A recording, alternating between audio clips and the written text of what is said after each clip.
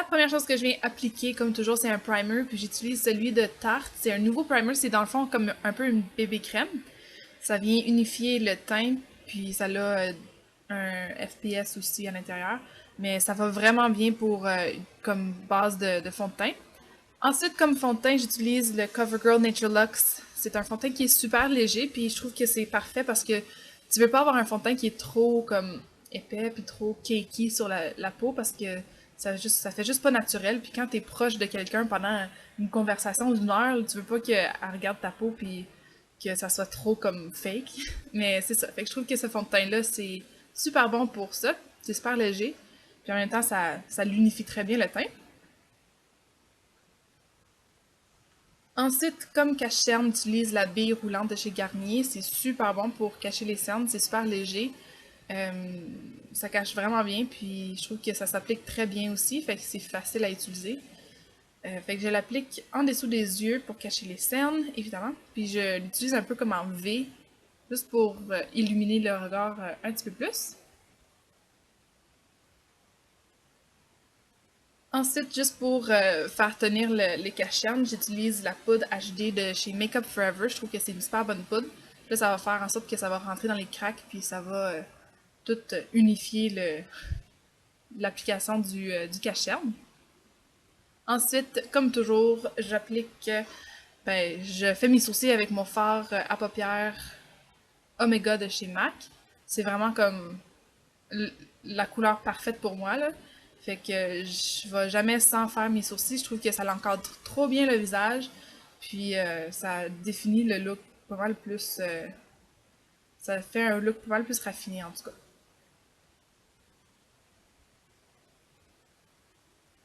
Ensuite, pour faire tenir tout le fond de teint et tout, j'applique ma poudre préférée de Josie Moran. C'est la poudre Argan Matchmaker.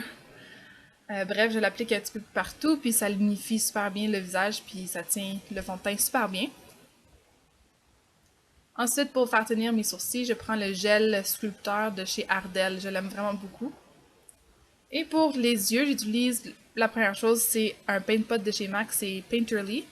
Puis ça cache vraiment bien les veines bleutées puis les imperfections sur les paupières. Ça agit comme une très bonne base. Ensuite, fard à paupières de chez Revlon. C'est un fard à paupières qui est mat. Donc ça, c'est parfait. Puis je fais juste l'appliquer partout sur ma paupière, jusqu'à l'arcade sourcilière même.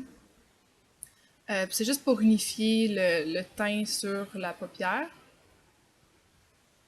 Ensuite, je prends le fard à paupières Wedge de chez MAC, puis ça, je le mets dans le creux de l'œil, juste pour redéfinir l'œil un petit peu plus. Je voulais faire un look complètement mat, parce que je trouve que sinon, c'est trop brillant, puis c'est très distrayant pour les personnes qui passent en entrevue. Donc, je trouve que ça va bien avec des couleurs mates. Puis sur l'arcade sourcilière, j'utilise la couleur Shroom, qui est un peu nacrée, juste pour un touche éclat. Et ensuite, ce que je vais faire, c'est que je vais faire une ligne avec un eyeliner en gel. Dans le fond, c'est un peu ça le look que je voulais faire. C'est un look qui est concentré avec un eyeliner, dans le fond, en gel. Je trouve que ça fait dramatique, mais professionnel en même temps. Donc, c'est vraiment quelque chose de très beau à porter pour une entrevue, je trouve. Et je fais aussi la muqueuse avec le eyeliner en gel. Je trouve que ça tient super bien. Celui que je porte, c'est le eyeliner de Bobbi Brown. Puis c'est de très très très longue tenue. Donc si vous cherchez un eyeliner à longue tenue, celui de Bobbi Brown va très très très bien. Puis il s'applique très bien aussi. Donc l'autre œil aussi, je fais la muqueuse. Pour la muqueuse, non, pas vrai. C'est pour, dans le fond, je prends un ombre à paupières qui est noir, mat, juste pour estomper par-dessus la ligne, juste pour la faire encore plus, tenir plus longtemps. Et pour la muqueuse du bas, je prends un crayon blanc, ben en fait c'est comme rosé, là, juste pour faire ressortir les yeux un petit peu plus. Et le mascara, j'utilise celui de Maybelline, le Mega Plush Volume, pour appliquer sur mes cils. Vous pouvez aussi utiliser peut-être des faux cils, mais moi, j'aimerais mieux que ça soit le plus naturel possible.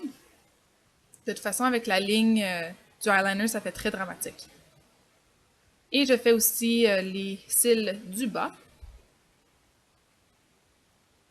Et c'est tout pour les yeux.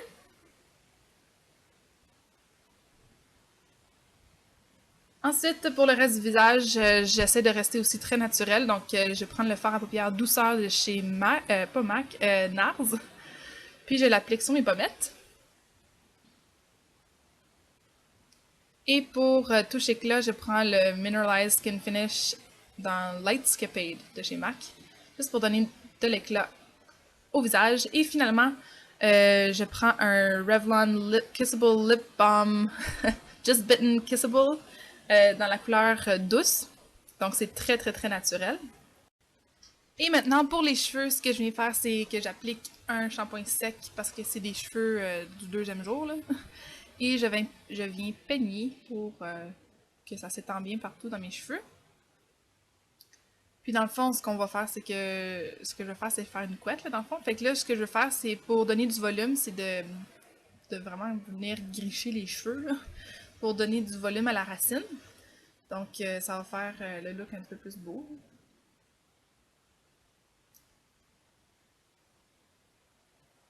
Donc ensuite, on ne le laisse pas comme ça, on vient venir lisser un peu le tout là, sur le dessus en essayant de garder le volume là, que ça donne.